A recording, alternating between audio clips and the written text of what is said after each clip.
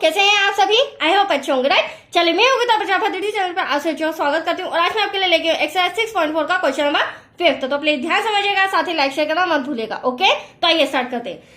देखिए, एक त्रिभुज एबीसी की भुजाओं AB, BC और CA के मध्य बिंदु क्रमशः DE और F है। क्रमशः का मतलब क्रम के अनुसार।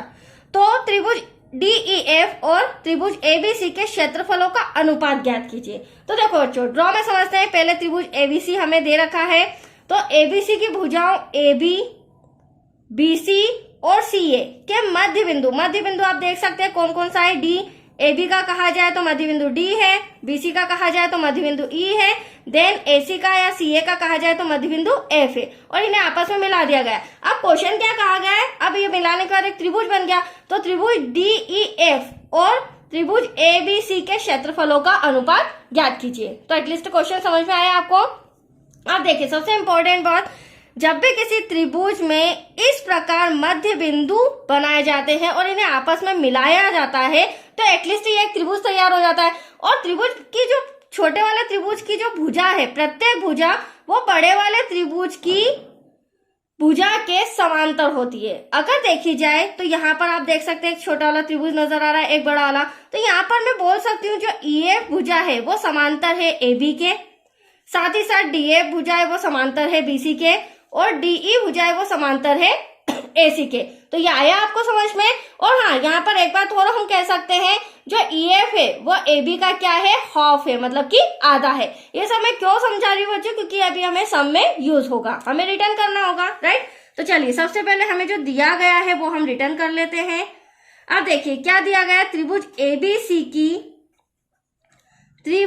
ABC की भुजाओं AB, BC एवं CA के मध्य बिंदु क्या है? D, E व F। तो D, E व F है, राइट। यह हमें सम के अंदर दिया गया है बच्चों।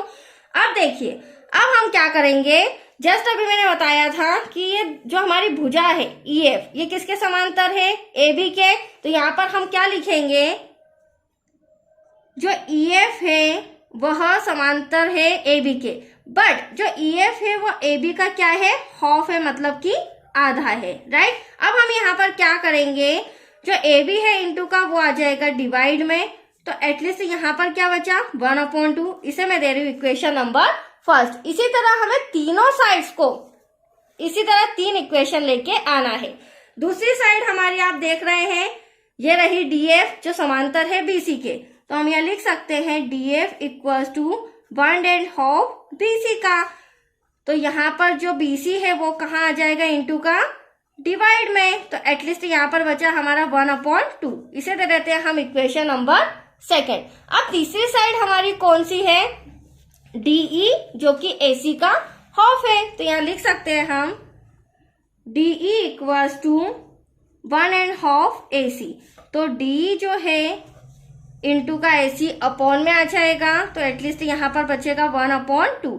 ये रहा हमारा इक्वेशन नंबर थर्ड। ऐसा मैंने क्यों किया है? देखो, सबसे पहली बात तो हमें क्वेश्चन में क्या कहा गया था, जो त्रिभुज DEF है और त्रिभुज ABC है, इनके क्षेत्रफलों का अनुपात ज्ञात करना है, राइट। तो इनके क्षेत्रफलों का अनुपात हम तभी ज्ञात कर पाएंगे जब ये छोटा वाला त्रिभुज इस बड़े त्रिभुज के समरूप होगा, मतलब कि DEF समरूप होगा त्रिभुज ABC के। उसके बाद ही हम इनके क्षेत्रफलों का अनुपात ज्ञात करेंगे। तो देखो, समीकरण 1, 2, 3 से आप देख सकते हैं मैंने तीनों भुजाएं आपस में बराबर बताई, मतलब कि AF अपॉन में AB बराबर है DF अपॉन में BC के, और DF अपॉन में BC बराबर है DE अपॉन में AC के। और जो इनका अनुपात है, इन संगत भुजाओं का अनुपात भी आपस में क्या आ रहा है, एटलीस्ट बराबर आ रहा है।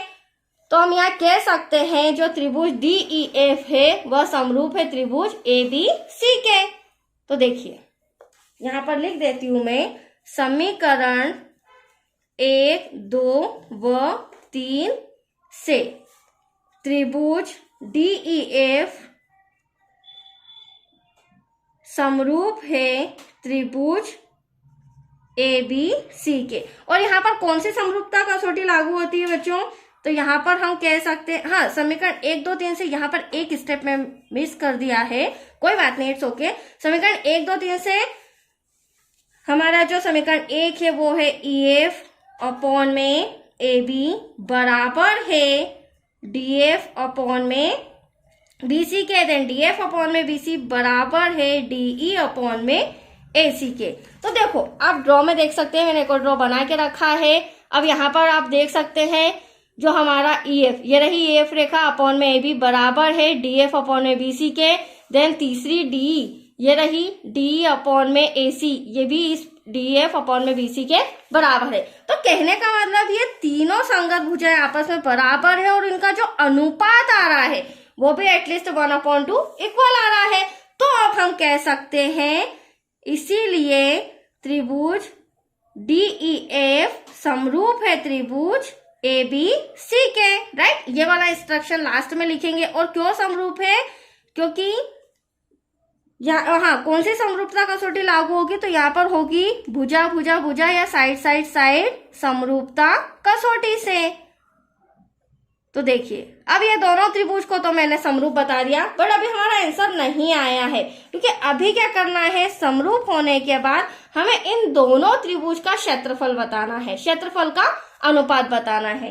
तो हम क्या करेंगे बच्चों, प्रमेय 6.6 के अनुसार, अब देखो प्रमेय 6.6 क्या कहती है, तो प्रमेय 6.6 कहती है दो समरूप त्रिभुजों के क्षेत्रफलों का अनुपात उनकी संगत भुजाओं के अनुपात के वर्ग के बराबर होता है। तो एटलीस्ट इनकी संगत भुजाएं भी मैंने आपस में बराबर बता दी, बट हमें क्या निकालना है, क्षेत्रफल का अनुपात। तो चलिए सबसे पहले हम लिखेंगे त्रिभुज DEF का क्षेत्रफल, त्रिभुज DEF का क्षेत्रफल डिवाइड में हो जाएगा त्रिभुज ABC का क्षेत्रफल इक्वल टू, अब ये तीनों भुजाएं, तीनों संगत भुजाएं आपस में बराबर है तो हम कोई सी भी ले सकते हैं, क्योंकि इनका अनुपात भी एटलीस्ट क्या है, बराबर। तो मैं बीच वाली ले रही हूँ DF अपॉन में BC। और चूंकि मैंने बोला था संगत, इनकी संगत भुजाओं का जो अनुपात है वह वर्ग के बराबर होता है, तो वर्ग भी लगा दिया। अब क्या करेंगे, ये जो DF अपॉन में BC है इसके प्लेस पर हम क्या लिख देंगे, 1/2।